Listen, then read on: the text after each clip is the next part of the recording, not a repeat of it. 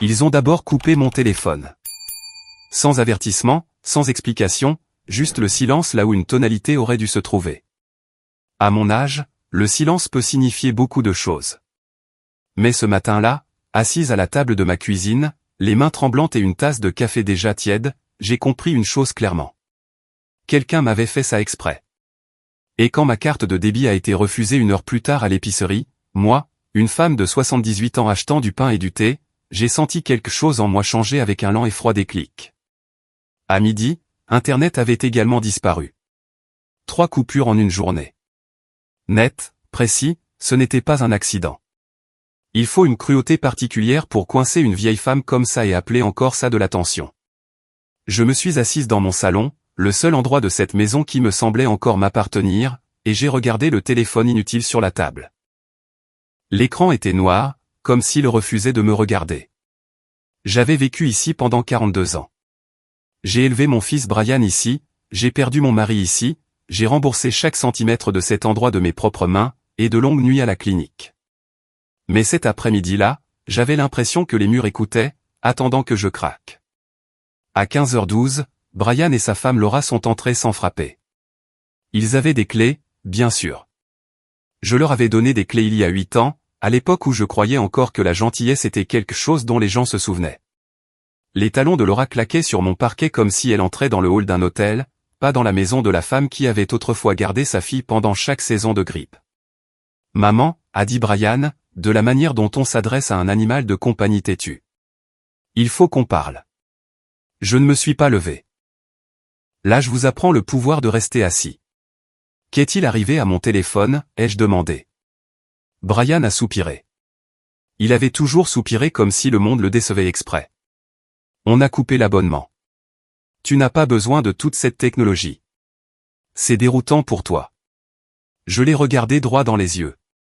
Il fonctionnait très bien hier. Ce n'est pas la question, a coupé Laura.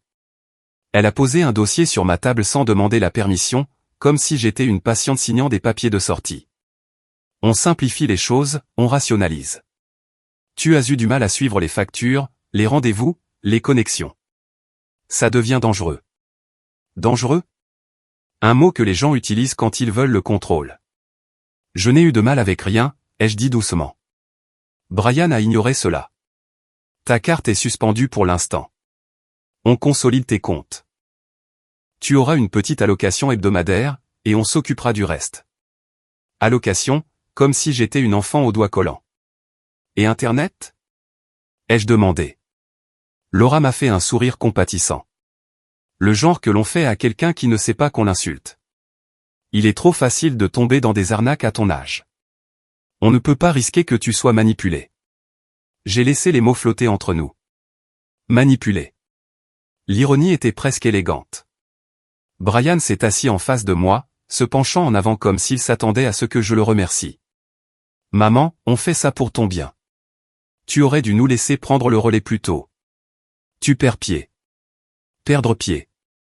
Un autre mot utilisé pour attacher une corde autour des poignets de quelqu'un sans laisser de marque. J'ai croisé les mains sur mes genoux pour les empêcher de trembler. Brian, rends-moi mes comptes. Il a secoué la tête.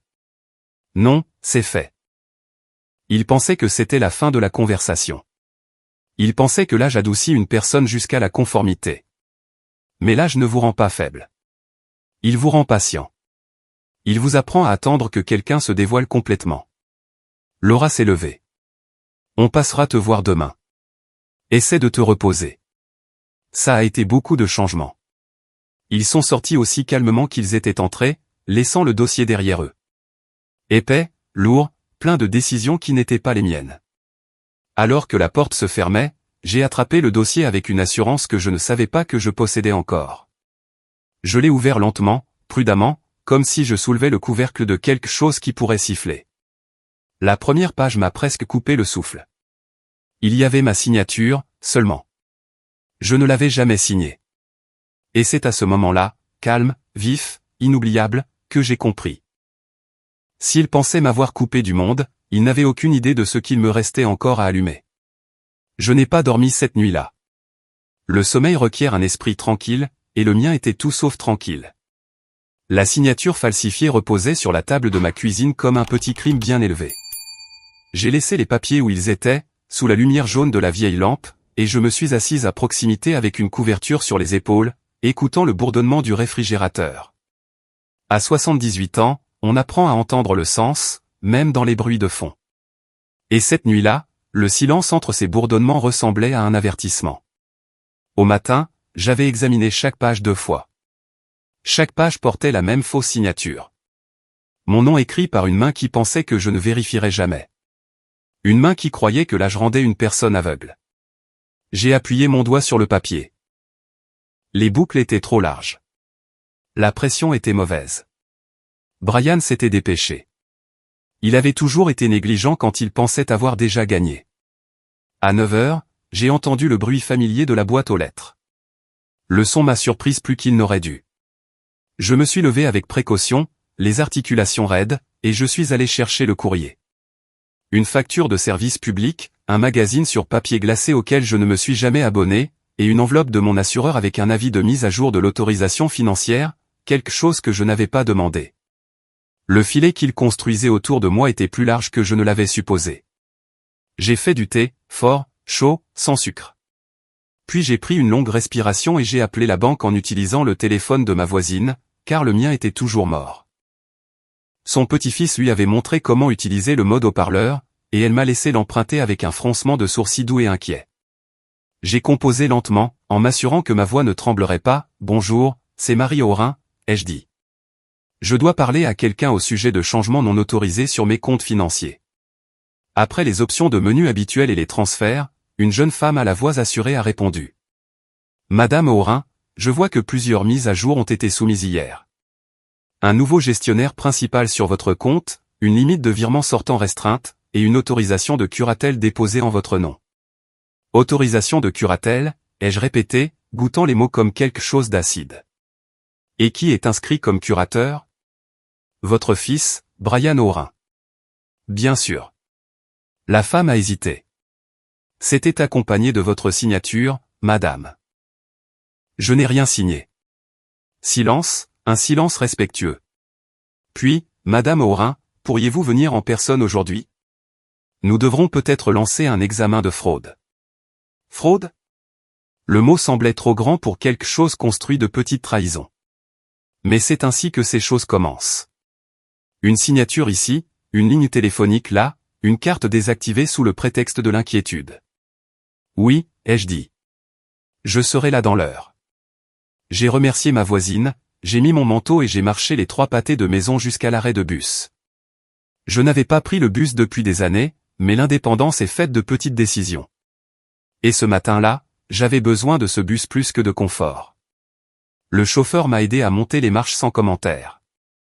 La gentillesse, la sorte de gentillesse discrète que l'on remarque davantage quand on en a été privé. À la banque, l'air sentait le bois poli et quelque chose d'agrume. Une jeune directrice aux sourcils sérieux m'a invité dans son bureau.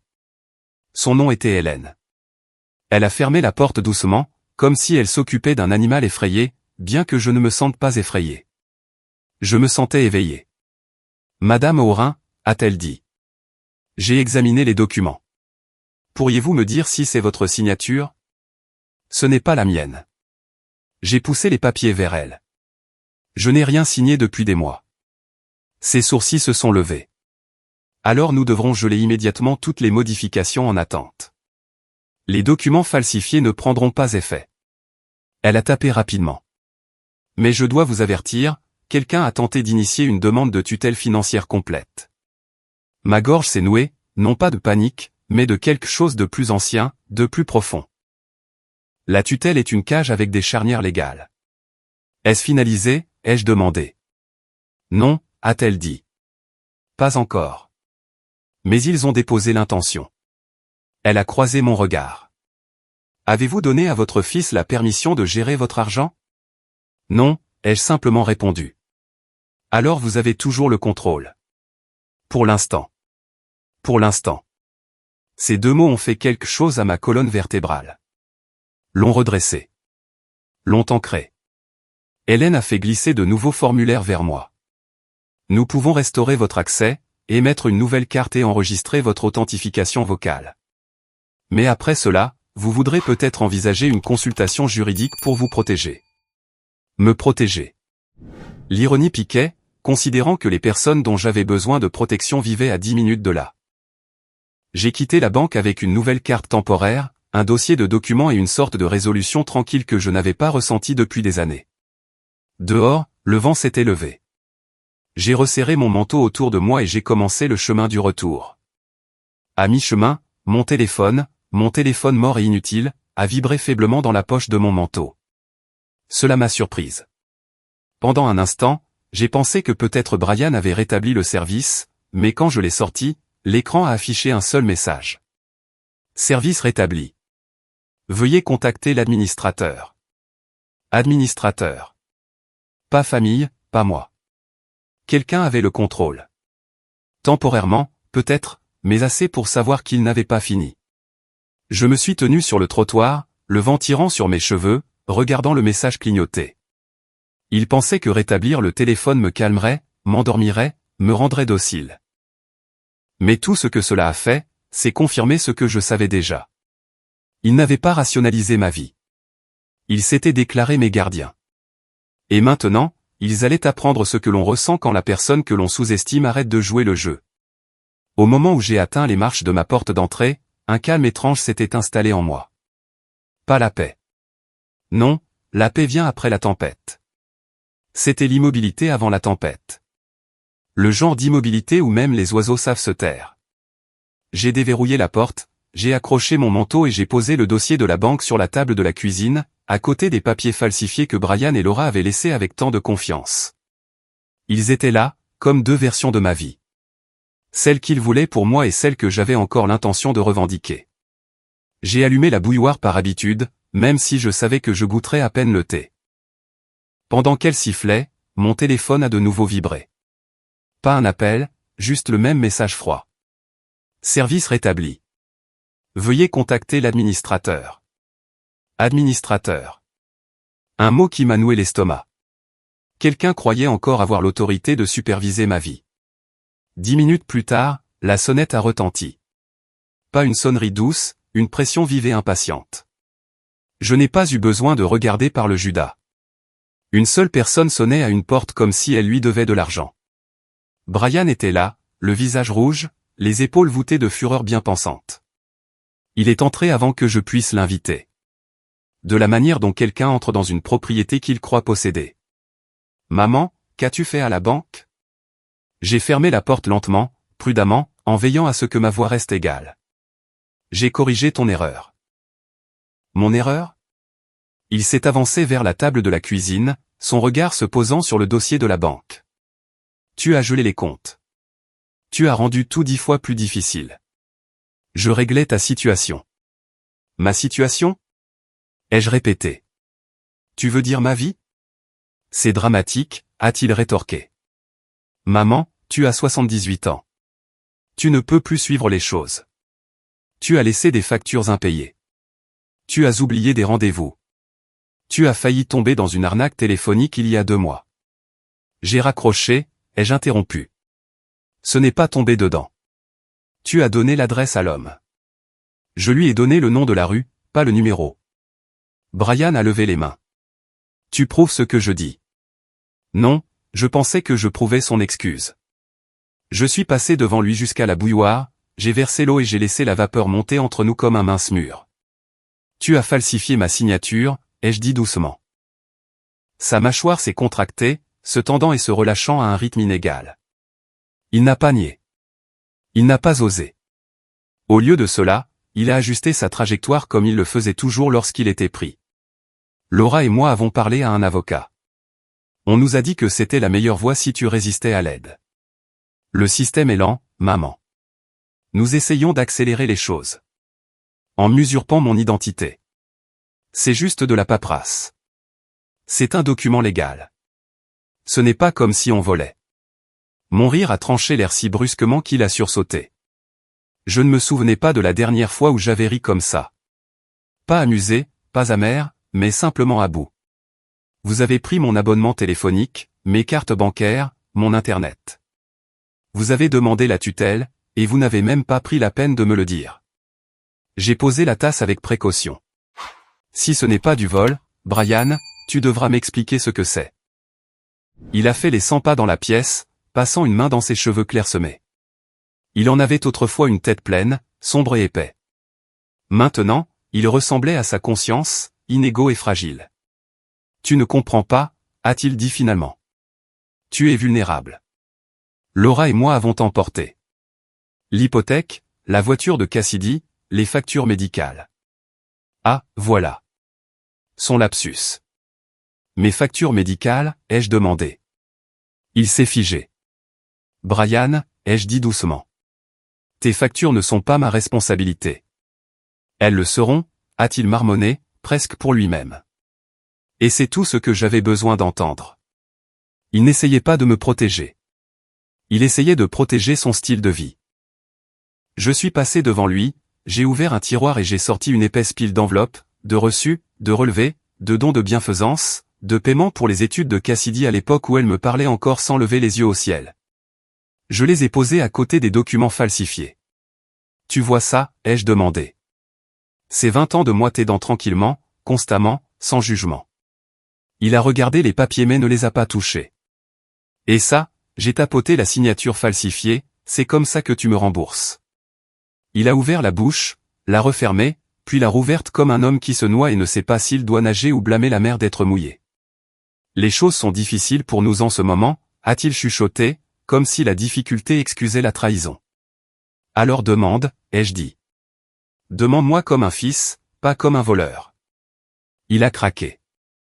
On a demandé. Tu compliques toujours tout. Non, ai-je répondu calmement. Je te rends responsable. C'est différent. Pour la première fois depuis son arrivée, il avait l'air petit. Pas jeune, juste petit. Comme quelqu'un qui avait bâti sa confiance sur l'hypothèse que je ne riposterais jamais. Puis son téléphone a vibré. Il l'a vérifié, a froncé les sourcils et l'a remis dans sa poche. Laura veut savoir ce qui se passe, a-t-il marmonné. J'en suis sûr, ai-je répondu. Il m'a regardé un long moment, un calcul se faisant derrière ses yeux. Puis, ce n'est pas fini, maman. Tu as raison, ai-je dit.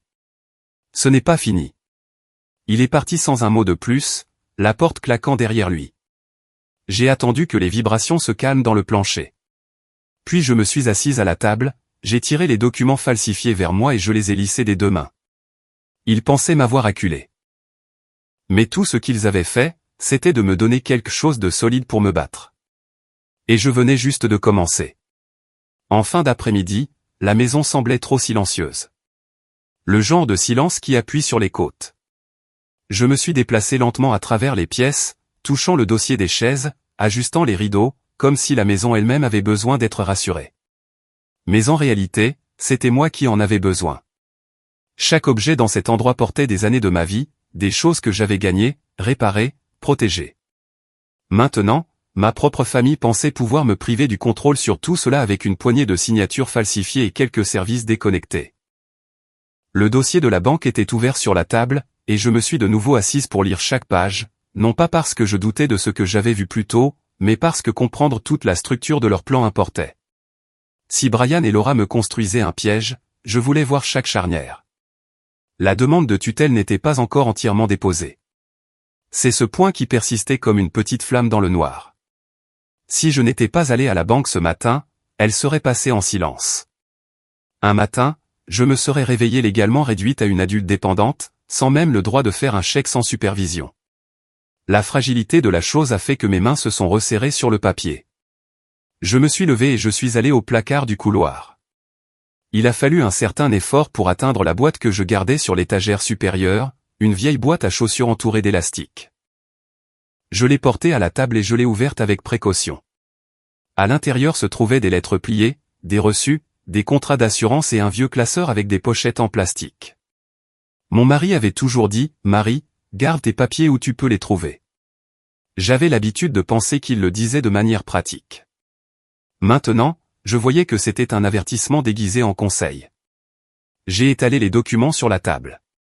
Acte de propriété, police d'assurance mise à jour, mon testament de vie, autorisation médicale passée, formulaire de bénéficiaire. Aucun d'entre eux ne donnait à Brian l'autorité qu'il prétendait. Aucun ne donnait à Laura l'accès à quoi que ce soit. Il n'avait pas pris la peine de vérifier. Il supposait que la vieillesse signifiait la désorganisation. Il ne réalisait pas que j'avais passé des décennies à garder les papiers des autres en ordre quand je travaillais à la clinique. Ils avaient oublié qui j'étais avant de devenir maman et grand-mère. En triant tout, un schéma a émergé, un que je n'avais pas remarqué jusqu'à présent. Au cours des 2 dernières années, Brian m'avait demandé nonchalamment des informations sur mes comptes bancaires. Laura avait demandé combien je gardais en épargne juste pour les urgences. Cassidy avait une fois demandé qui hériterait de la maison. Rien de tout cela n'avait semblé dangereux sur le moment. Des conversations de famille sur des choses de famille. Mais maintenant, en regardant toutes les pièces, il était évident qu'ils avaient testé les serrures bien avant d'essayer de forcer la porte. La sonnette a de nouveau retenti. Une seule sonnerie courte cette fois, hésitante. J'ai reconnu le rythme.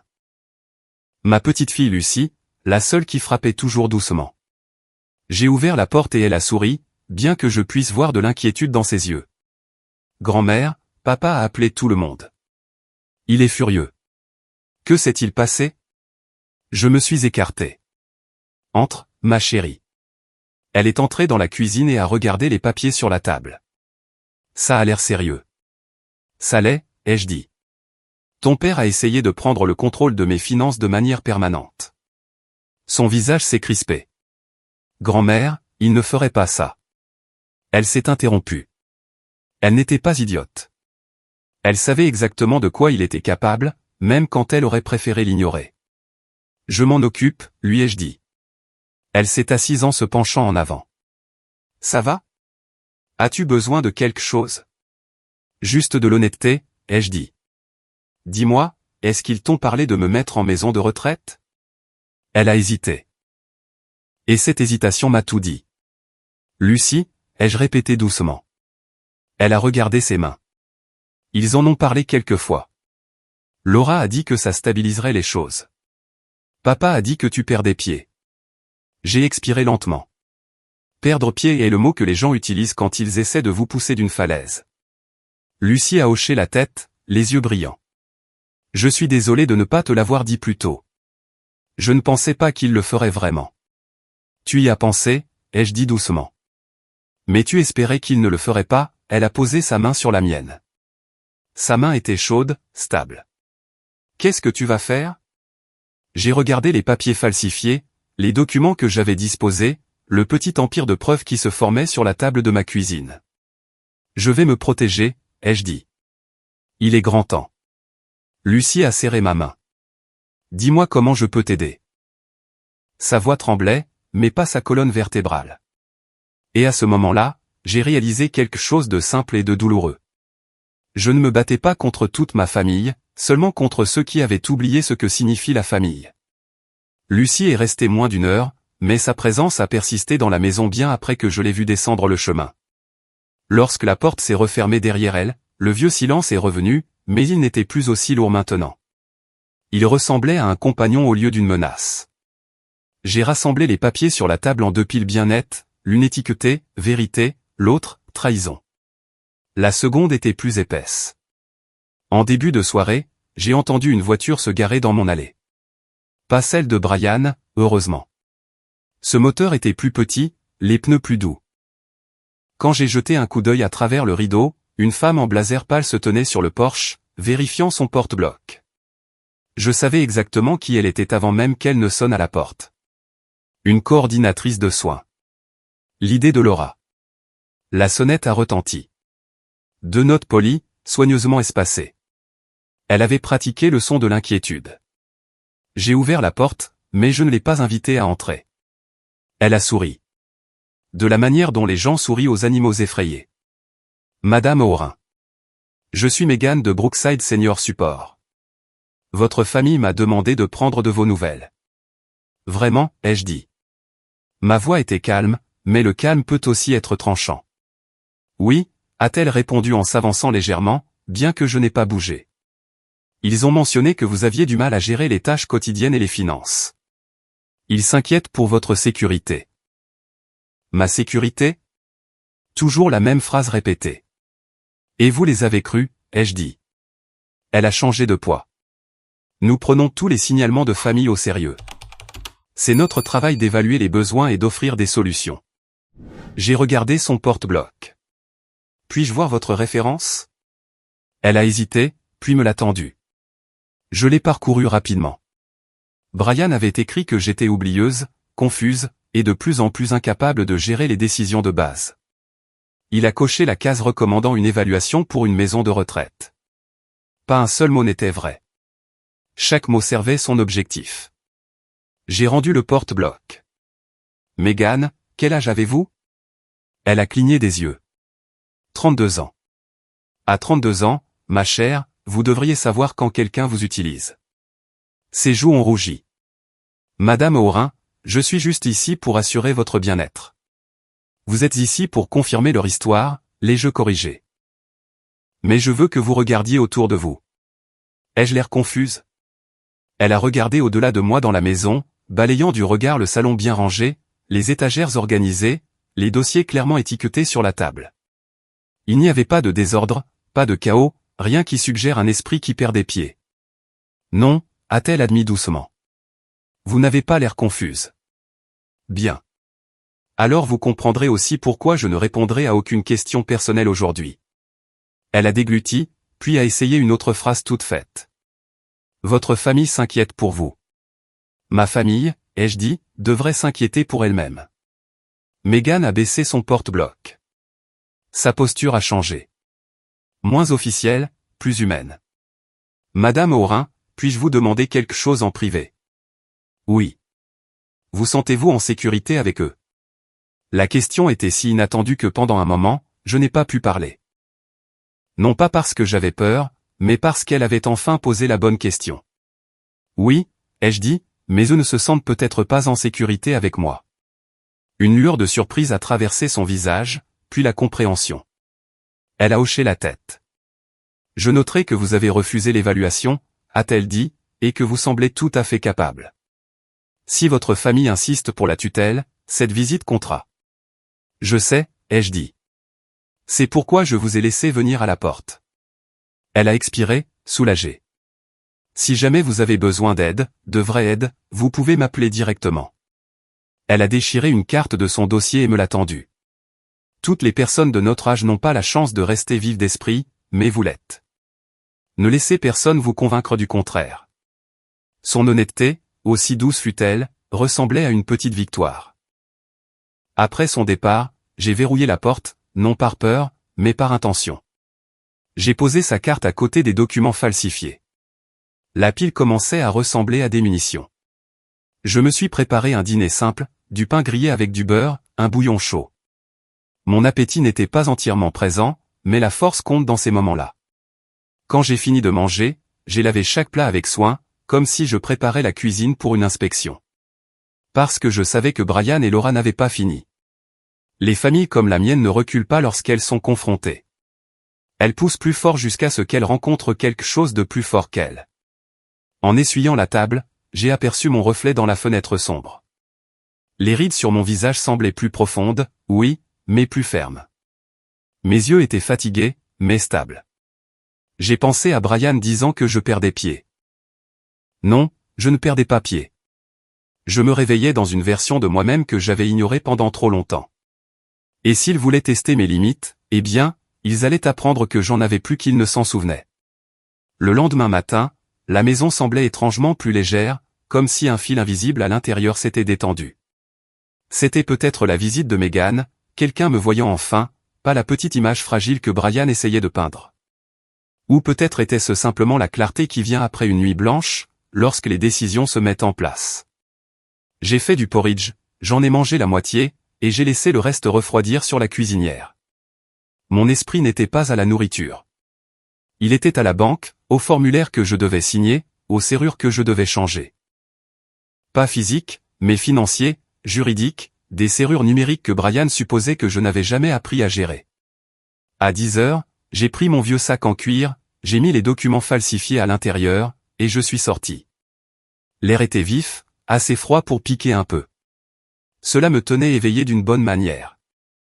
J'ai de nouveau marché les 2 pâtés de maison jusqu'à l'arrêt de bus, ignorant la douleur dans mes genoux.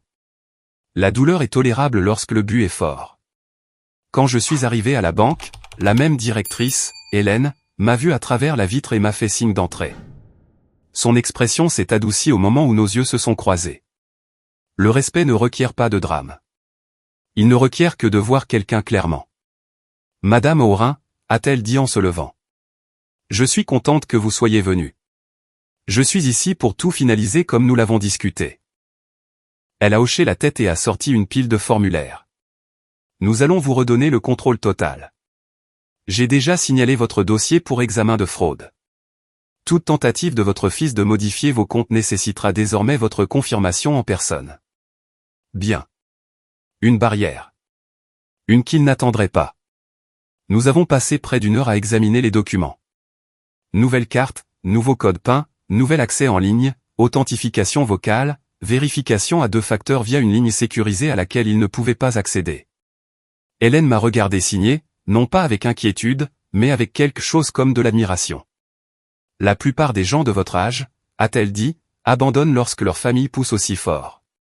J'ai posé le stylo. La plupart des gens de mon âge ont passé leur vie à être sous-estimés. Nous avons appris à étirer notre patience plus loin que nos enfants ne l'imaginent. Elle a ri doucement. Je le crois. Quand ce fut terminé, elle a rassemblé les papiers falsifiés que j'avais apportés. Puis-je garder ces copies pour le dossier de fraude?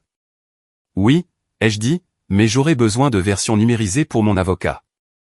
Bien sûr, je vais les préparer tout de suite. Avocat. Le mot semblait presque étranger dans ma bouche, mais réconfortant aussi. Un rappel que je n'avais plus à me battre seul. Pas pour la partie juridique, en tout cas. Quand je suis sorti, le soleil s'était glissé derrière un nuage. La journée semblait plus froide, plus vive. J'ai marché lentement jusqu'à l'arrêt de bus, mais avant de l'atteindre, une voiture familière a tourné au coin de la rue. La berline argentée de Laura. Elle s'est arrêtée juste à côté de moi, la vitre descendant avec une irritation mécanique. Marie, a-t-elle dit, le sourire aussi fin que du papier de soie. Te voilà. Brian a dit que tu te promenais. Tu aurais dû nous le dire. Je l'ai regardé, calme. Je ne savais pas que j'avais besoin de votre permission pour quitter ma maison. Son sourire a vacillé. Nous essayons de te garder en sécurité. Vous essayez de me garder dépendante. Elle a sursauté. Juste un frémissement, mais assez. Brian est très inquiet, a-t-elle poursuivi. Tu as gelé les comptes. Sais-tu dans quelle position ça nous met? J'ai posé ma main légèrement sur mon sac. À l'intérieur, les documents de la banque semblaient être une armure. Vous devrez vous adapter, ai-je dit. Les adultes le font. Elle m'a regardé, cherchant la femme douce qu'elle avait l'habitude de manipuler. Quand elle ne l'a pas trouvée, la frustration s'est glissée dans son ton. Tu es déraisonnable. Nous sommes venus t'aider hier. Et toi? Vous avez falsifié ma signature, ai-je interrompu. Si on appelle les choses par leur nom. Des voitures passaient. Des voix d'enfants résonnaient dans la rue. Le visage de Laura s'est empourpré. Je ne sais pas ce que Brian t'a dit, a-t-elle dit en baissant la voix. Mais tu es confuse. Nous n'avons jamais rien falsifié. J'ai sorti les papiers de mon sac et je les lui ai tendus. Les pages voletaient légèrement dans le vent froid. Ce n'est pas ma confusion, ai-je dit. C'est votre écriture. Ses lèvres se sont entr'ouvertes, mais aucune excuse ne s'est formée. Ses yeux ont balayé les alentours comme si des témoins pouvaient se matérialiser de l'air. Écoute, a-t-elle finalement chuchoté. Ta situation est compliquée. Nous essayons juste de nous assurer que tout est géré correctement. C'est déjà le cas, ai-je dit. Par moi. Laura a dégluti difficilement. Sa confiance se fissurait, des fractures capillaires se propageant sur son expression. Tu dois arrêter de nous combattre, a-t-elle dit. Tu ne fais qu'empirer les choses. Pire pour qui, ai-je demandé doucement. Pour moi ou pour les gens qui dépendaient de mon silence. Ses joues ont de nouveau rougi. Elle a mis la voiture en marche. Brian t'appellera, a-t-elle dit. Ce n'est pas fini. J'en suis consciente, ai-je répondu. Elle est partie trop vite, les pneus crissant légèrement sur le trottoir. J'ai regardé sa voiture tourner au coin de la rue, puis disparaître complètement. J'ai resserré ma prise sur mon sac. Non, ce n'était pas fini. C'était la partie où il réalisait que le sol sous leurs pieds n'était plus stable, et c'est moi qui l'avais retiré. Quand je suis rentré de la banque, je m'attendais à moitié à trouver Brian attendant sur mon porche comme un chien grattant à la porte. Mais le porche était vide, la maison immobile, l'air retenant son souffle. Je suis entré et j'ai verrouillé la porte avec une fermeté que je n'avais pas ressentie depuis des années. Ce n'était pas de la peur, c'était du contrôle. L'après-midi s'est déroulé dans un rythme tranquille. J'ai fait du thé, j'ai trié une pile de vieux reçus, j'ai réécrit une liste de numéros maintenant stockés sous mes nouveaux paramètres de sécurité. Chaque petite tâche me rassurait. Là je ralentis le corps, oui, mais il aiguise l'intention. J'avais appris que rien ne s'effondre d'un seul coup. Ça s'effondre un signe ignoré à la fois. Brian avait pris mon silence pour de la faiblesse. Il n'avait jamais réalisé que le silence est aussi là où la planification grandit. Vers 17 heures, mon téléphone, nouvellement réactivé, nouvellement mien, a commencé à vibrer. D'abord un appel, puis un autre, puis un troisième, tous de Brian. Je les ai laissés sonner. Un quatrième est venu de Laura, puis deux de Cassidy. Elle ne m'avait pas appelé depuis des mois. Maintenant, soudainement, elle se souvenait de mon numéro. Intéressant. Quand le sixième appel est arrivé, c'était d'un numéro inconnu. Celui-là, je l'ai décroché. Une jeune voix, essoufflée. Grand-mère, c'est Cassidy. Je me suis assise. Je suis surprise d'avoir de tes nouvelles. Elle a hésité. Papa a dit que tu faisais quelque chose de fou. Il a dit que tu avais tout gelé et que maintenant on ne pouvait plus. Elle s'est interrompue. Il a dit que tu ne réfléchissais pas clairement. Est-ce que j'ai l'air confuse, ai-je demandé. Silence. Non, a-t-elle admis. Tu as l'air. Différente. Différente. Bien. Cela signifiait qu'elle avait enfin rencontré la version de moi qui ne pliait pas, Cassidy, ai-je dit doucement. Tes parents m'ont utilisé pendant des années. Tu le sais. Elle n'a pas discuté. Elle a juste respiré doucement dans le téléphone. De la manière dont les gens le font quand une vérité qu'ils ont évitée devient trop solide pour être ignorée. Grand-mère, papa est vraiment en colère. Maman aussi. Ils ont dit que tu les avais embarrassés à la banque. Je me suis protégé, ai-je corrigé. L'embarras est un effet secondaire. Elle a ri nerveusement. Ils disent qu'ils ne survivront pas ce mois-ci sans aide. Ça, ai-je dit, ce n'est pas mon urgence. Il y a eu un changement dans son ton, adoucissant, mais aussi quelque chose comme de la honte.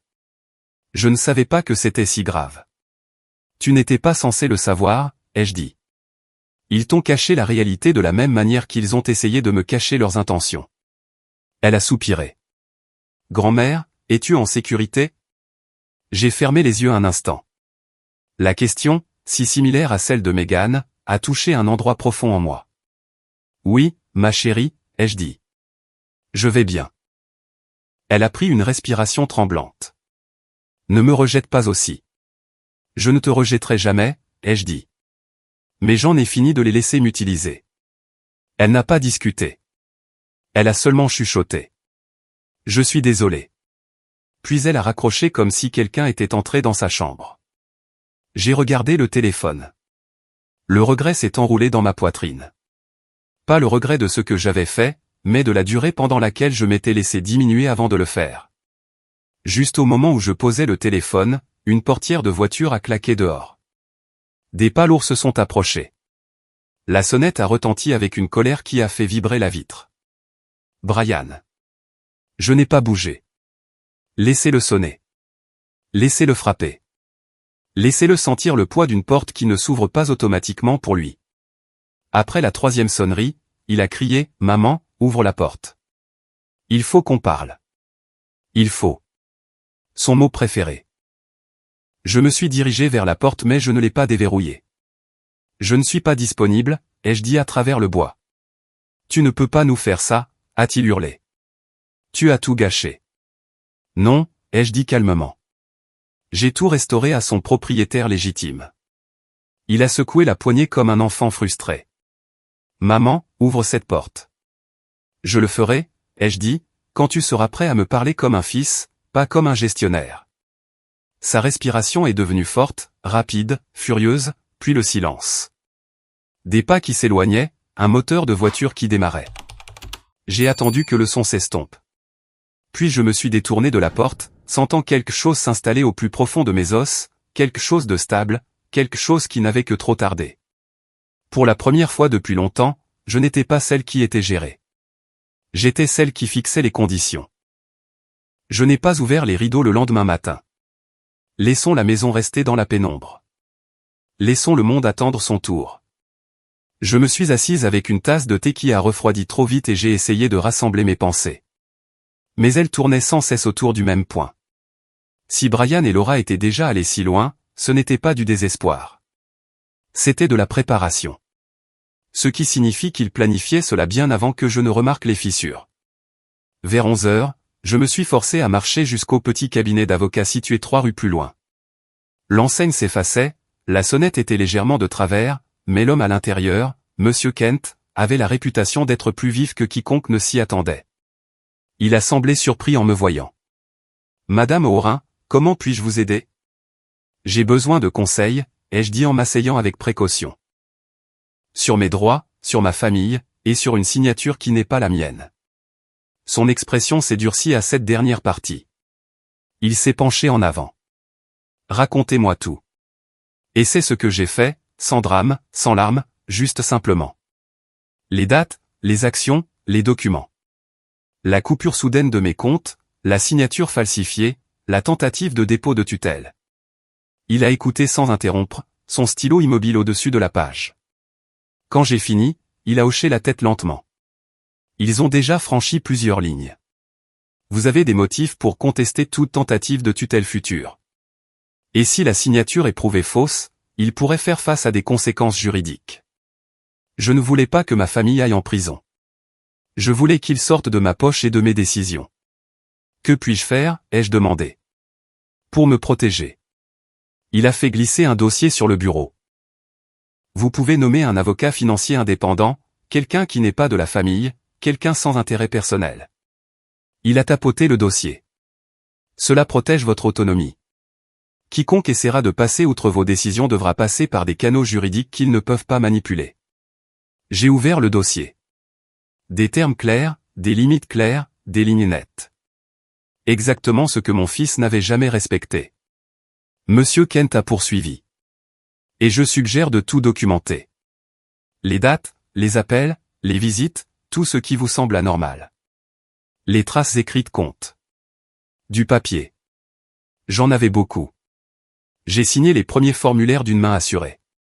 Sa signature a suivi la mienne, nette et confiante. Pour la première fois depuis des semaines, quelque chose dans ma poitrine s'est détendu. Merci, ai-je dit. Je vous en prie, a-t-il répondu.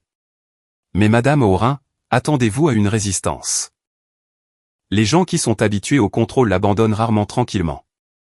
Il avait raison. Quand je suis sorti du bureau, mon téléphone a de nouveau vibré. Brian, puis Laura, puis un numéro inconnu. Probablement Cassidy utilisant un autre téléphone. Je n'ai répondu à aucun d'entre eux, mais un message vocal s'est glissé pendant que je marchais. La voix de Brian, basse et furieuse. « Maman, nous avons besoin d'accéder au compte. Ce n'est pas drôle. Si tu ne règles pas ça aujourd'hui, nous prendrons d'autres mesures. » D'autres mesures? La phrase a atterri lourdement, exactement comme il l'avait prévu. J'ai atteint ma maison, j'ai déverrouillé la porte et j'ai fait une pause dans le couloir. L'air à l'intérieur semblait plus froid qu'à l'extérieur. La lumière du répondeur clignotait. Un message horodaté d'il y a une demi-heure. J'ai appuyé sur « Play ». La voix de Laura, cassante et nerveuse. « Marie, tu as rendu les choses très compliquées. Brian essaie de tout maintenir. Si tu ne coopères pas, nous n'aurons pas d'autre choix que d'escalader. Tu n'es pas en sécurité pour gérer les choses seul. » Puis une pause assez longue pour que l'intention s'installe. « On te placera quelque part s'il le faut. » Placé, comme si j'étais un meuble. J'ai appuyé sur le bouton de suppression. Puis je suis resté immobile jusqu'à ce que le calme revienne. Plus profond cette fois, plus vif. Ils ne cachaient plus leurs intentions. Et cela signifiait qu'ils croyaient être sur le point de gagner. Mais pendant qu'ils escaladaient les menaces, je construisais des preuves. Non pas pour les punir, mais pour m'assurer qu'ils n'essaieraient plus jamais ça. Et ils n'avaient aucune idée de tout ce que j'avais déjà rassemblé. Le soir s'est installé tôt ce jour-là, le genre de crépuscule d'hiver qui fait que le monde semble plus petit. J'ai allumé une seule lampe dans le salon et j'ai laissé le reste de la maison dans l'ombre. Ce n'était pas de la peur. Je voulais simplement que le silence soit honnête. Je me suis assise dans mon fauteuil, des papiers juridiques d'un côté, ma vieille boîte à chaussures de documents de l'autre, et j'ai écouté le vent presser contre les fenêtres. Vers 19 h, un moteur de voiture s'est approché, lent, familier. Celui de Brian. Je ne me suis pas levé. Des pas sont montés sur le chemin, lourds et confiants. De la manière dont quelqu'un marche quand il croit que la situation penche déjà en sa faveur. Il n'a pas sonné à la porte cette fois. Il a utilisé sa clé. J'ai entendu la serrure tourner et quelque chose en moi est devenu plus froid que l'air extérieur. Il est entré dans le couloir, secouant le froid comme s'il vivait ici. Maman, on parle maintenant. Je ne l'ai pas invité plus loin, mais il est venu quand même, entrant dans le salon avec l'énergie tendue d'un homme déterminé à reprendre le terrain perdu. Son regard s'est posé sur les papiers éparpillés à côté de moi. Alors c'est vrai, a-t-il dit. Tu as engagé un avocat. J'ai croisé les mains. Je me suis protégé. Il a ricané. Protégé de ta propre famille. De ce que ma famille a essayé de me faire, ai-je corrigé.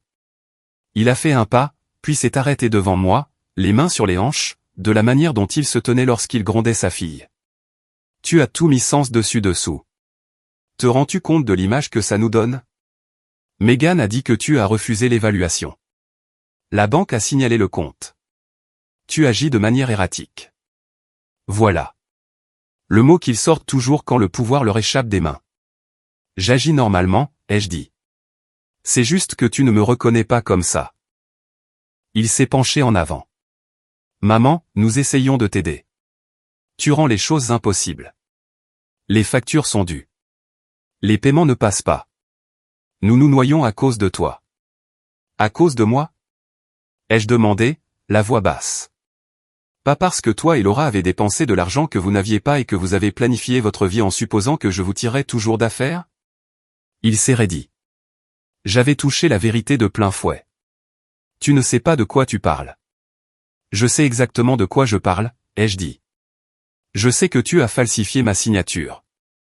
Je sais que tu as déposé une demande de tutelle, et je sais que tu prévoyais de me mettre dans un endroit sûr sans jamais me demander ce que je voulais. Le mot « sûr » a fait se crisper sa mâchoire. Personne n'allait te mettre quelque part, a-t-il menti automatiquement. Nous explorions des options.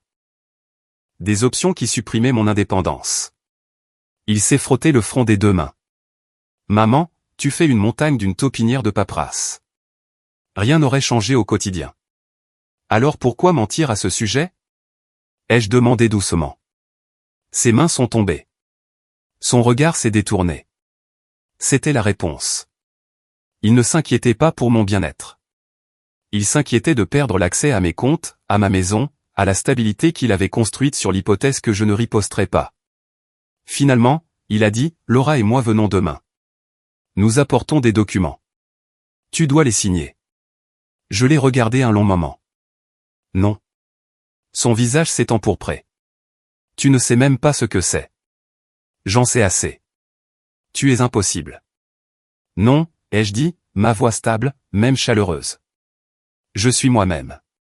Ça fait juste longtemps que tu n'as pas pris la peine de remarquer qui c'est. Il m'a fusillé du regard, respirant fort. Si tu ne coopères pas, nous irons plus loin. J'en suis consciente, ai-je dit, et je suis préparé. Il ne s'attendait pas à cette réponse. Pas de ma part. Pas de la version de moi à laquelle il s'était habitué. Il a attrapé son manteau, a marché d'un pas lourd vers la porte, et n'a hésité qu'une seule fois sur le seuil, juste assez longtemps pour dire. Tu vas le regretter. Je regrette déjà beaucoup de choses, ai-je répondu. Mais pas ça. Il est parti sans se retourner. J'ai attendu que le son de sa voiture s'estompe dans l'obscurité. Puis j'ai verrouillé la porte, non par peur, mais parce que je savais quelque chose qu'il ignorait. Plus les gens deviennent désespérés, plus ils se dévoilent. Et bientôt, je soupçonnais que Brian et Laura allaient tout révéler. La maison était froide le lendemain matin, plus froide que le temps extérieur ne pouvait le justifier.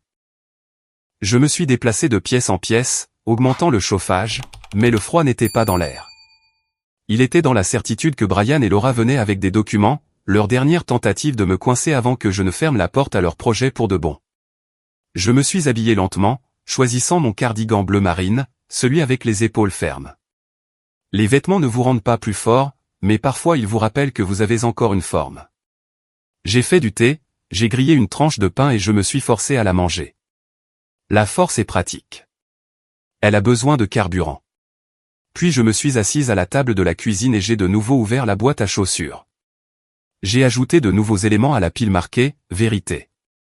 Les notes imprimées d'Hélène, les formulaires signés de Monsieur Kent, la carte de visite de Meghan avec son écriture soignée au dos.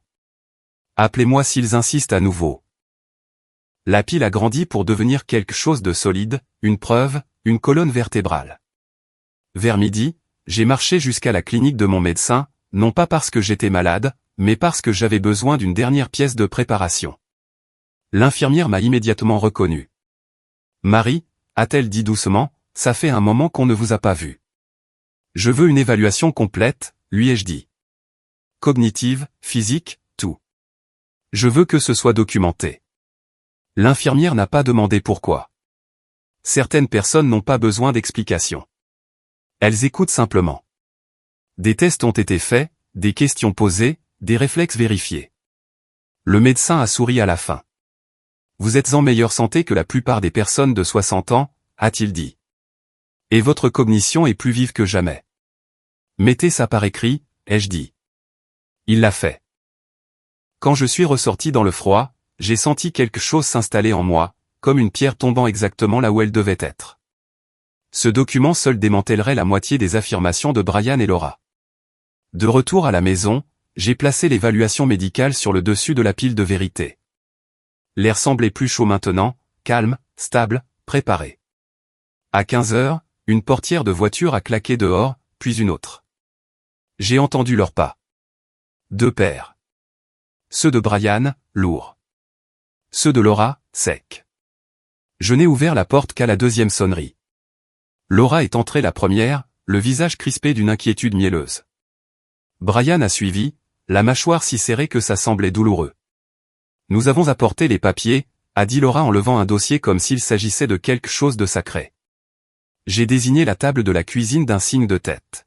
« Posez-les. » Elle l'a fait, puis l'a ouvert de manière spectaculaire, comme si elle révélait un prix. C'est un accord financier simplifié. Il garantit que vous aurez un soutien avec. Je ne le signerai pas, ai-je dit. Brian s'est avancé. Maman, ne commence pas, j'ai ouvert le dossier bleu marine, celui qui contenait la vérité, et j'ai fait glisser l'évaluation médicale sur la table. Avant de discuter de quoi que ce soit, ai-je dit, lisez ça. Laura y a jeté un coup d'œil, puis a froncé les sourcils. Un rapport médical ? Un rapport complet, ai-je répondu, certifiant que je suis pleinement compétente. Brian l'a parcouru, et j'ai vu le sang quitter son visage. J'ai placé un autre document à côté, la déclaration notariée de Monsieur Kent, nommant un avocat indépendant. Les yeux de Laura se sont écarquillés. Qu'est-ce que c'est ? Une protection, ai-je simplement dit. Brian a expiré brusquement. Tu es allé voir un avocat, un médecin. Maman, pourquoi fais-tu tout ça ? Parce que vous m'y avez forcé. Il a frappé la table de la paume de sa main. Nous essayons de t'aider. Non, ai-je dit, la voix basse, calme, inébranlable. Vous essayez de me contrôler. Leur dossier, celui qu'ils avaient apporté, semblait soudainement fragile, enfantin même.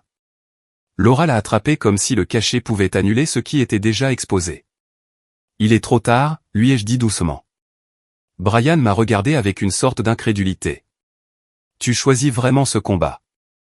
Je me choisis, ai-je dit. Pour la première fois, aucun d'eux n'a eu de réponse. Juste de la peur, fine, silencieuse, une peur naissante d'une femme qu'il pensait avoir déjà vaincue. J'ai fermé le dossier bleu marine. Vous devriez partir, ai-je dit. Ils ont hésité, mais la vérité sur la table ne laissait aucune place à la discussion. Ils ont rassemblé leurs affaires et sont partis sans un mot. Quand la porte s'est refermée derrière eux, le silence était de nouveau chaud. Je me suis assise, j'ai croisé les mains et j'ai laissé l'immobilité m'envahir. La préparation était terminée. Maintenant venaient les conséquences. Le matin après leur visite est arrivé avec un ciel terne et un air assez lourd pour ressembler à un avertissement. Je me suis réveillé tôt, plus tôt que d'habitude, de la manière dont les gens le font avant les jours importants. J'ai fait du thé, mais je l'ai à peine bu. Mon esprit était sur ce que je savais à venir, la visite de suivi de Megan, la coordinatrice de soins. Elle avait dit qu'elle pourrait repasser pour prendre des nouvelles. Mais je savais que ce n'était pas sa seule raison. Quelqu'un l'avait poussée. Quelqu'un voulait une confirmation. Et quelqu'un s'attendait à ce qu'elle entre dans une maison où j'étais effrayée, confuse, prête à me rendre. Mais la maison ce matin-là était ordonnée, chaque papier trié, chaque document prêt. À 10 heures, un léger coup a été frappé à la porte. Pas le martèlement impatient de Brian, pas le rythme sec de Laura. Un coup doux. Megan. J'ai ouvert la porte et je me suis écarté. Entrez. Elle est entrée lentement, les yeux balayant la pièce avec une attention professionnelle. Quand elle a vu les 2 piles de documents soigneusement disposés sur la table de la salle à manger, vérité et trahison, ses sourcils se sont levés. Vous avez été occupée, Madame Aurin. Je reste préparée, ai-je dit. Elle a souri faiblement. Vous avez l'air bien, plus forte que la dernière fois que je vous ai vue. La clarté aide.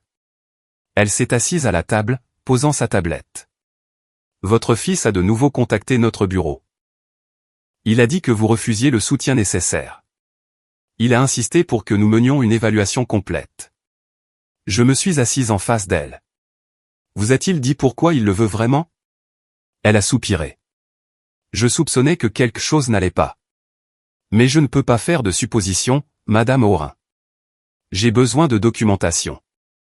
J'ai attrapé la première pile, la vérité, et je lui ai tendu le formulaire notarié de Monsieur Kent. Ses yeux se sont écarquillés en le lisant. Vous avez nommé un avocat indépendant. Bien. Très bien. Ensuite, j'ai fait glisser l'évaluation médicale vers elle. Elle l'a parcourue avec soin. C'est récent, a-t-elle dit, et approfondi. Oui, cela seul disqualifie la plupart des demandes de tutelle. Elle a levé les yeux vers moi. Ils ne vont pas aimer ça. J'en suis consciente. Et les documents falsifiés, ai-je ajouté en soulevant la 2e pile. Quand elle a lu la première page, son visage a changé. La neutralité professionnelle s'est dissoute, remplacée par une colère contenue. Madame Aurin, a-t-elle dit lentement. C'est une infraction grave. Oui, ai-je répondu, mais il s'attendait à ce que personne ne le remette en question. Elle a posé les papiers avec précaution, comme s'il s'agissait de preuves dans une affaire, et en vérité, c'en était. Voulez-vous que je dépose une note interne, a-t-elle demandé, indiquant que vous êtes tout à fait capable et que vous refusez l'aide volontairement. Oui. Voulez-vous que j'ajoute que l'ingérence de votre famille est injustifiée et potentiellement nuisible? Oui. Elle a tapé régulièrement, chaque frappe étant une petite restauration de la dignité. Après une minute, elle s'est arrêtée et m'a de nouveau regardé, non pas avec pitié, mais avec respect. Vous êtes l'une des rares personnes de votre âge, a-t-elle dit, qui voit le schéma avant que le filet ne se resserre. J'ai vécu assez longtemps pour reconnaître un piège, ai-je dit. Surtout un qui a été construit en mon nom. Elle a hoché la tête. Avec ces documents, toute tentative de tutelle sera immédiatement rejetée. Et les signalements répétés de Brian. Ils se lisent maintenant comme coercitifs. J'ai senti une force tranquille s'installer dans ma poitrine. Pas de triomphe, juste de la stabilité. Du terrain. Megan a fermé sa tablette. Voulez-vous que je parle directement à votre fils? Que je clarifie que vous n'êtes pas en danger, pas confuse, et que vous n'acceptez aucun placement? Non, ai-je dit. Laissez-le se demander comment vous en êtes arrivé à cette conclusion. Un léger rire lui a échappé. C'est juste. Elle s'est levée et a rassemblé ses affaires. Vous êtes en sécurité, Madame Aurin. Juridiquement, médicalement, administrativement, ils ne peuvent plus rien faire avancer maintenant. Bien, ai-je dit, parce qu'ils comptaient sur mon silence. Elle a fait une pause à la porte. S'ils insistent à nouveau, appelez-moi ou votre avocat, ou les deux. Je le ferai. Quand elle est partie, je suis resté dans l'embrasure de la porte pendant quelques secondes, laissant l'air froid me caresser le visage. Pas dur, juste réel. À l'intérieur, la maison semblait différente. Pas un champ de bataille, un lieu reconquis. La pile de vérité sur la table était plus haute maintenant, solide, lourde de preuves. Et pour la première fois depuis le début, j'ai réalisé quelque chose de simple. Je ne réagissais plus. Je menais. Le lendemain matin a commencé avec une clarté qui ne semblait pas être la mienne, mais plutôt comme si la maison elle-même avait décidé de se tenir à mes côtés. L'air était calme, la lumière pâle, et tout semblait équilibré, comme si on attendait de voir ce que j'allais faire ensuite. Le premier signe n'a pas tardé à arriver. À 9h15, 3 notifications sont arrivées sur mon téléphone réactivé, l'une après l'autre. Carte de crédit supprimée, virement bloqué, paiement automatique refusé. Pas les miens, ceux de Brian. Pendant des années, il avait attaché sa carte temporaire à l'un de mes comptes pour les urgences. J'avais oublié, car il ne l'avait plus jamais mentionné. Mais au moment où j'ai repris le contrôle total hier, cette carte est devenue orpheline, non financée, non prise en charge, rejetée. Et maintenant, il découvrait qu'une vie construite sur un accès silencieux s'effondre bruyamment. J'ai fait du thé et j'ai attendu. 20 minutes plus tard, l'icône de ma messagerie vocale a clignoté. Je n'ai pas écouté. Pas encore. Au lieu de cela, je me suis assise à la table de la salle à manger et j'ai écrit la date en haut d'une nouvelle page de carnet. Puis des points de liste. Simple, net. Notification de virement bloqué. Carte dépendante de Brian désactivée. Plus d'accès depuis leurs appareils. De la documentation, exactement comme Monsieur Kent l'avait demandé. À midi, les répercussions se sont aggravées. Un email formel de la banque est arrivé. Tentative d'accès non autorisée a échoué. Plusieurs réinitialisations de mots de passe bloqués. Quelqu'un se débattait. Puis le téléphone de la maison a sonné. Pas mon portable, le fixe, celui que seule une poignée de personnes connaissaient. Je l'ai laissé sonner 2 fois avant de répondre. La voix de Laura est venue, fine et contrôlée. Marie, nous devons discuter de ce que tu as fait. Ce que j'ai fait, ai-je demandé, gardant mon ton égal. Tu nous as financièrement paralysés, a-t-elle claqué. La carte de Brian a été refusée. Nos services publics. Ce n'est pas ma responsabilité, ai-je dit calmement. Tu ne peux pas faire ça, a-t-elle éclaté. Tu nous punis. Non, ai-je répondu. Je me retire de votre budget. Silence. Un silence vif et stupéfait. Puis un ton différent. Plus bas. Plus dangereux. Si tu penses que c'est fini, Marie, ce n'est pas le cas. Nous pouvons toujours déposer. Je vous conseillerais de ne plus me menacer, ai-je interrompu. Chaque appel est enregistré. Elle a inhalé brusquement, comme si l'air lui-même la coupait. Tu fais une erreur. Non, ai-je répété. J'en corrige une. Elle a raccroché sans un mot de plus. J'ai posé le téléphone doucement, presque tendrement. Gagner ne nécessite pas de crier. Parfois, il suffit simplement de couper l'oxygène du sentiment de droit de quelqu'un. Quand j'ai de nouveau vérifié mon téléphone portable, j'ai vu un message de Lucie. Papa perd la tête. Il dit que tu l'as trahi. Ça va? Tu as besoin de moi. J'ai répondu. Je vais bien.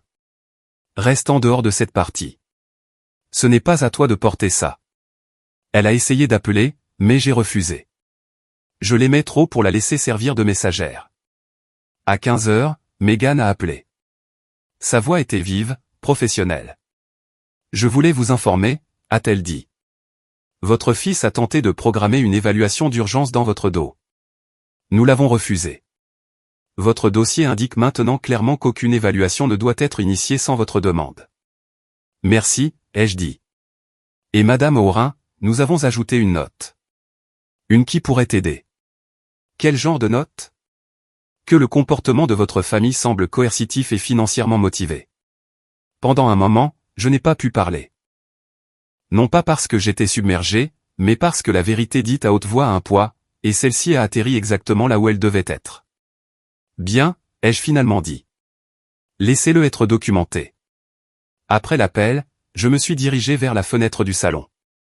Dehors, la lumière du soleil d'hiver se répandait sur la cour en une fine feuille pâle. pas chaude, mais honnête. Pour la première fois depuis longtemps, je n'ai ressenti aucun tremblement dans mes mains, aucun doute, aucune hésitation. Brian et Laura croyaient encore qu'ils me remettaient à ma place.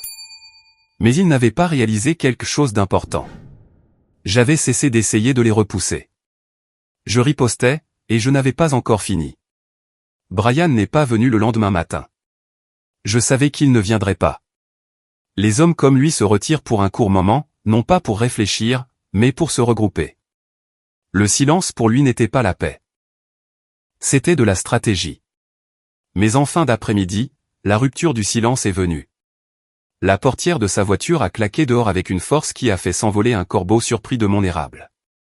Je suis resté assise dans mon fauteuil. Je ne me suis pas précipité pour le rencontrer. Je n'ai pas redressé mon pull. Je n'avais rien à jouer. Il a sonné une fois, puis une autre, plus fort. Puis il a essayé la poignée de porte, oubliant ou refusant d'accepter que j'avais changé les serrures. « Maman » a-t-il aboyé. « Ouvre la porte. » Je me suis levé, j'ai marché lentement, et j'ai ouvert juste assez pour voir son visage. Rouge, épuisé, acculé. « Entre » ai-je dit doucement. Il est passé devant moi. Il n'a même pas enlevé son manteau. L'air autour de lui était chargé, agité, comme quelqu'un qui se prépare à faire une dernière demande. « Tu nous as humiliés » a-t-il dit immédiatement. « Tu comprends ça ?» J'ai fermé la porte derrière nous. « Assieds-toi, Brian. » Je ne veux pas m'asseoir.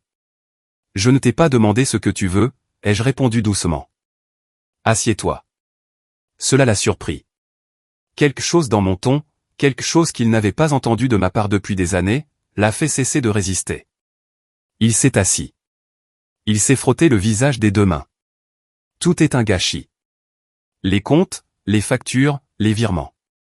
Ils n'ont jamais été à toi de compter dessus, ai-je dit. Sa tête s'est redressée d'un coup. Nous comptions sur ce soutien. Vous comptiez sur mon silence, ai-je corrigé. Il m'a regardé, respirant fort par le nez. Tu as retourné Lucie contre nous. Je n'ai rien fait de tel, ai-je dit. Vous vous en êtes chargé vous-même. Son expression s'est tordue. La colère mêlée à quelque chose de brut. Quelque chose comme de la honte, bien qu'il ne l'appellerait jamais ainsi. Tu ne comprends pas, a-t-il dit. J'ai été sous pression. Le travail a été lent. Les réparations de la maison. Arrête. Ma voix n'était pas forte, mais elle l'a frappé comme une main levée. Brian, tu t'es appuyé sur moi financièrement depuis tes 20 ans. Tu as toujours eu une raison, une crise, une saison de malchance. Et j'ai aidé à chaque fois. Non pas parce que tu le méritais, mais parce que je t'aimais. Il a dégluti difficilement. Mais quelque part en chemin, ai-je poursuivi, tu as cessé de voir cet amour comme un cadeau et tu as commencé à le voir comme une obligation. Sa gorge s'est nouée. Il a détourné le regard. La vérité n'est pas lourde parce qu'elle est cruelle. Elle est lourde parce qu'elle est exacte. Tu penses que je suis un mauvais fils, a-t-il marmonné. Je pense que tu es un homme qui a oublié qu'il a grandi. Il a grimacé. Pas violemment. Juste assez pour montrer que la vérité avait atterri. Tu ne peux pas t'attendre à ce que je fasse ça seul, a-t-il dit. La vie est chère. Cassidy. Cassidy n'est pas ma responsabilité, ai-je dit. C'est la tienne. Ta famille est la tienne. Tes choix sont les tiens. Il a posé ses paumes à plat sur ses genoux, se recentrant. Nous ne voulions pas te faire de mal. Vous ne vouliez pas que je le découvre, ai-je encore corrigé. Son visage a tressailli. Petit, vif. Pour la première fois, il n'avait pas de réfutation prête. La pièce s'est calmée. Le genre de calme qui s'installe juste avant que la dernière défense de quelqu'un ne cède. Maman, a-t-il dit lentement. Est-ce que tu me détestes pour ça? Je me suis assise en face de lui, en croisant les mains. Je ne te déteste pas. Je suis déçu. Et j'en ai fini de faire semblant de ne pas l'être. Il a cligné des yeux rapidement. La bravade s'est envolée. Derrière, j'ai vu le garçon qu'il était autrefois, craintif de perdre l'approbation, désespéré de rester à l'aise. Je ne sais pas comment réparer ça, a-t-il chuchoté. Tu commences, ai-je dit, par accepter que tu ne peux pas le réparer en prenant plus de moi. Il a hoché la tête faiblement, comme un homme qui a enfin atteint la limite qu'il ne connaissait pas. Je me suis levé. Cette conversation est terminée pour aujourd'hui. Rentre chez toi, Brian. Il s'est levé lentement, comme quelqu'un se déplaçant dans une eau profonde. À la porte, il a hésité. Tu me parleras encore, a-t-il demandé, la voix fine. Oui, ai-je dit. Tant que tu me parleras comme un fils, pas comme un tuteur. Il a hoché la tête une fois, incapable de soutenir mon regard, puis est sorti. Quand la porte s'est refermée, j'ai appuyé mon front contre le bois, seulement un instant, non pas par faiblesse, mais par libération. La vérité avait été dite, tranquillement, précisément, sans cruauté. Et il l'avait enfin entendu. Le lendemain est arrivé sans drame, ce qui dans ma vie était devenu sa propre sorte de surprise. Pas d'appel de Brian, pas de texto de Laura. Même la rue à l'extérieur semblait assourdie, comme si tout le monde sentait le changement et attendait de voir ce qui se passerait ensuite. J'ai traversé la matinée tranquillement, j'ai fait le petit déjeuner, j'ai arrosé les plantes à la fenêtre, j'ai plié du linge que j'avais ignoré. De petites tâches, mais chacune a aidé à calmer le tremblement à l'intérieur de moi qui y vivait depuis des mois, des années, si je suis honnête. À midi, je me suis enfin assise à la table de la cuisine avec de nouveau le dossier de Monsieur Kent. Aujourd'hui, il ne s'agissait pas de défense.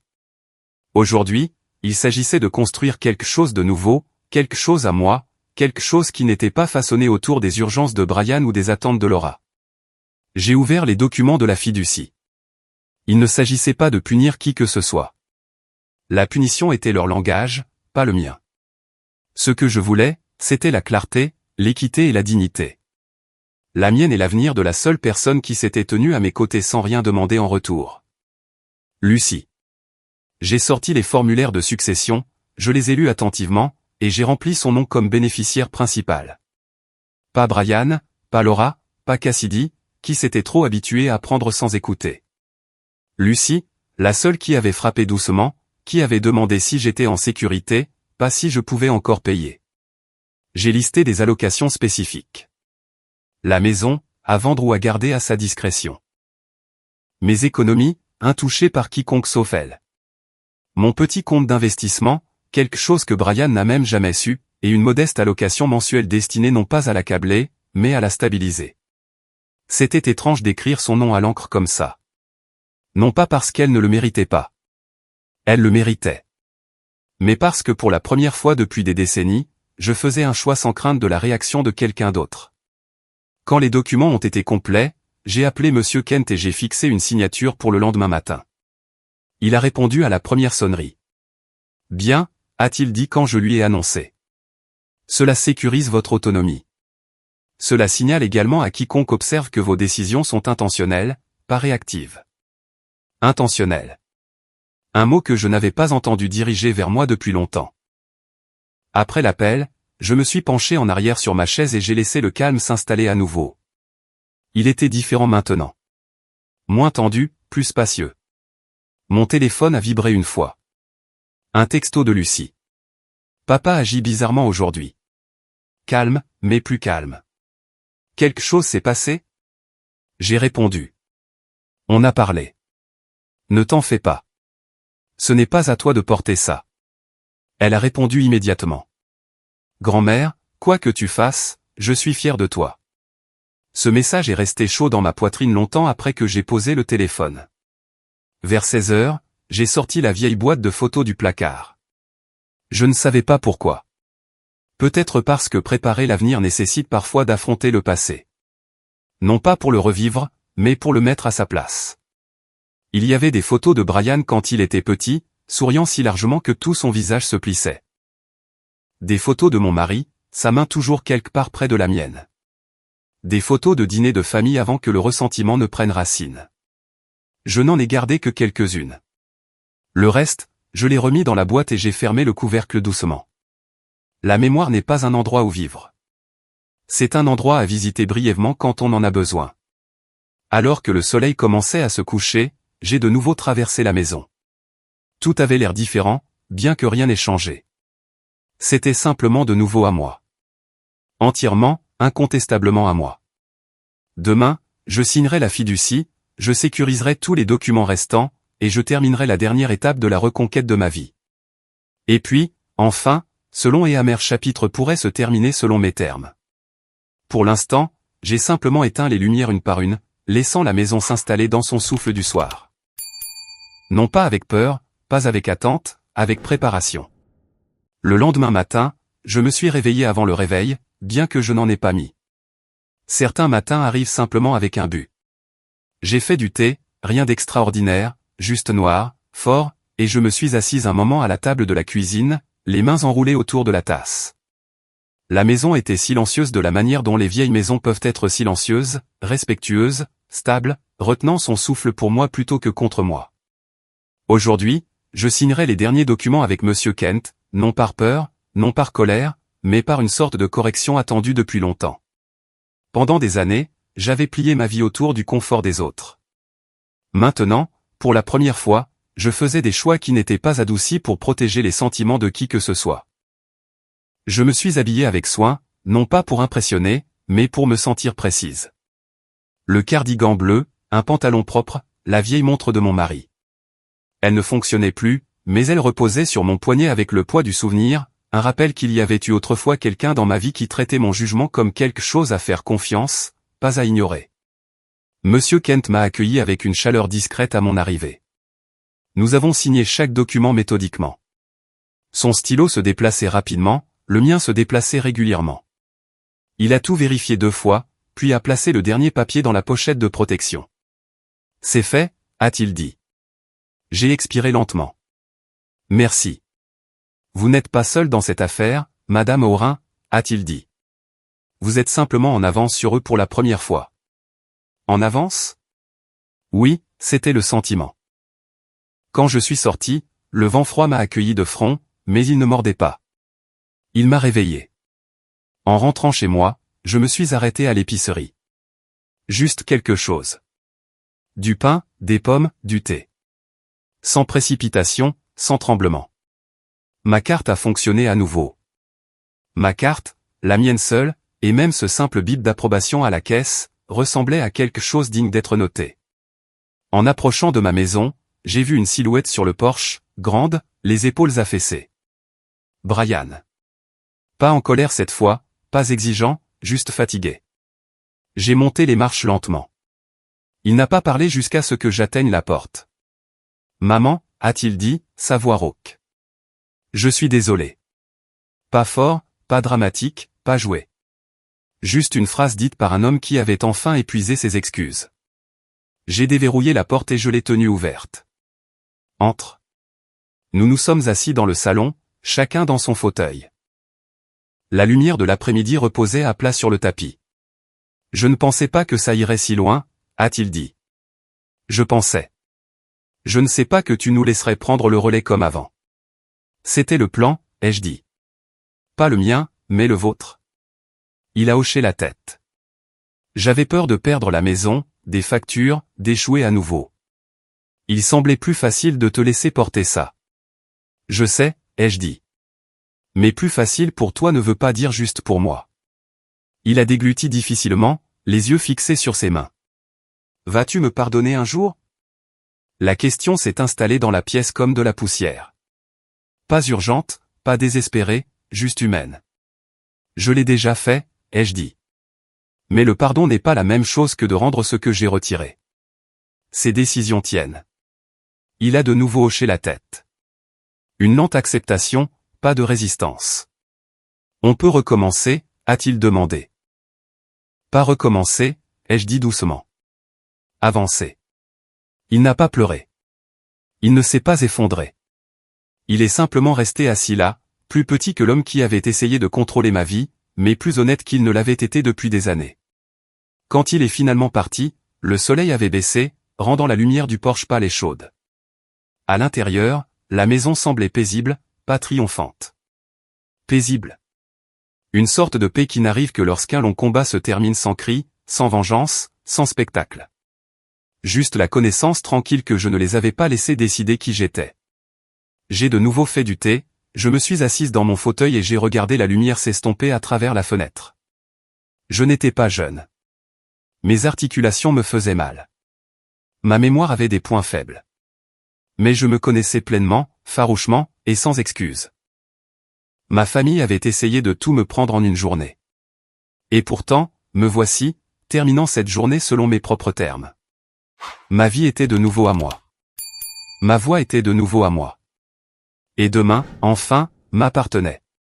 Si quelqu'un qui lit ceci s'est déjà senti petit, réduit au silence ou mis de côté, alors entendez-moi maintenant. N'attendez pas la permission de reprendre votre vie en main. Commencez aujourd'hui.